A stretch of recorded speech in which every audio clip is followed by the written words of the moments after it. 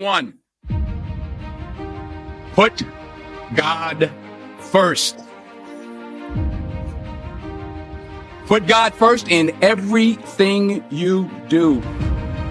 Everything that you think you see in me, everything that I've accomplished, everything that you think I have, and I have a few things, everything that I have is by the grace of God. Understand that. It's a gift. 40 years ago, March 27th, 1975, it was 40 years ago, just this past March, I was flunking out of college at a 1.7 grade point average. I hope none of you can relate. At a 1.7 grade point average, I was sitting in my mother's beauty shop. They still call it beauty shop now? What they call it? Yeah, I was sitting in the beauty parlor. I was sitting in my mother's beauty parlor, and I'm looking in the mirror, and I see behind me this woman under the dryer. And every time she looked up, every time I looked up, she was looking at me. She was looking me in the eye. And I didn't know who she was, and I said, she said, somebody give me a pen. Give me a pencil. I have a prophecy. March 27, 1975. She said, boy, you are going to travel the world and speak to millions of people. Now, mind you, I was flunked out of college. I'm thinking about joining the army. I didn't know what I was going to do. And she's telling me I'm going to travel the world and speak to millions of people. Well, I have traveled the world. And I have spoke to millions of people. But that's not the most important thing, the success that I had. The most important thing is that what she taught me and what she told me that day has stayed with me since. I've been protected. I've been directed. I've been corrected. I've kept God in my life, and it's kept me humble. I didn't always stick with him, but he always stuck with me. So stick with him in everything you do. If you think you want to do what you think I've done, then do what I've done. And stick with God. Number two, fail big. That's right. Fail big. Today's the beginning of the rest of your life, and it can be very frightening. It's a new world out there. It's a mean world out there, and you only live once. So do what you feel passionate about. Take chances professionally.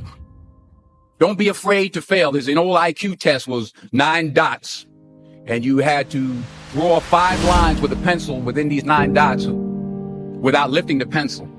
The only way to do it was to go outside the box. So don't be afraid to go outside the box.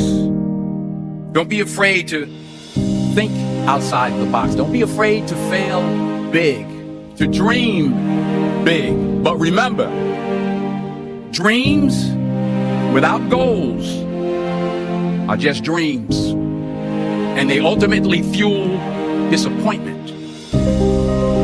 So have dreams, but have goals, life goals, yearly goals, monthly goals, daily goals. I try to give myself a goal every day. Sometimes it's just to not curse somebody out. Simple goals, but have goals. And understand that to achieve these goals, you must apply discipline and consistency. In order to achieve your goals, you must apply discipline, which you've already done, and consistency every day, not just on Tuesday and discipline. You have to work at it every day. You have to plan every day. You've heard the saying, we don't plan to fail, we fail to plan. Hard work works. Working really hard is what successful people do. And in this text, tweet, twerk world that you've grown up in, remember, just because you're doing a lot more doesn't mean you're getting a lot more done. Remember that. Just because you're doing a lot more doesn't mean you're getting a lot more done. Don't confuse movement with progress. My mother told me, she said, yeah, because you can run in place all the time and never get anywhere. So continue to strive, continue to have goals, continue to progress. Number 3, you'll never see a U-Haul behind a hearse. I'll say it again. You'll never see a U-Haul behind a hearse. I don't care how much money you make, you can't take it with you. And it's not how much you have. It's what you do with what you have.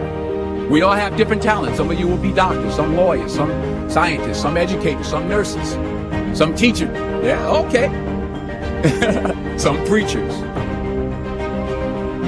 The most selfish thing you can do in this world is help someone else. Why is it selfish?